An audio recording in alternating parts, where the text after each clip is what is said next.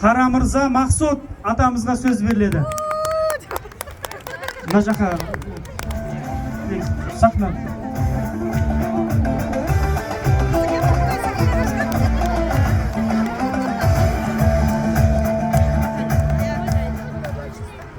Құрметті жамағат, мана менің алдымда бата беріп кеткен атамыз жөнінде айтып кетейін кішкене. Бұл атамыз деген 1930 жыл туған екен, жасы деген 90-ның төртеуінде екен. Енді бәрімізге Алла тағала соның жасын берсін. Мен оның қасында мен баламын енді. Сөзішіге. Ал енді бата берейін. Жаратушы құдірет, жарылқаудың қамінет, қайырлы ғұмыр кешуге ұрпақтарға нәсіп ет. Әуелі Құдайым оңдасын, әруақтар қолдасын, ер жұртымыз аман болып, еш жамандық болмасын. Жанға жайлы заман болсын, ұрпағымыз аман болсын.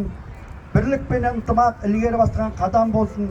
Ақ дастархан асқа толсын, құт береке келіп қонсын. Алла аспаннан нұрын төксін, жақсылығын бұрын төксін. Бір Алла жарылқасын бәрімізді, үлкен кіші жасымыз кәрімізді. Әрқашан аспанымыз ашық тұрсын.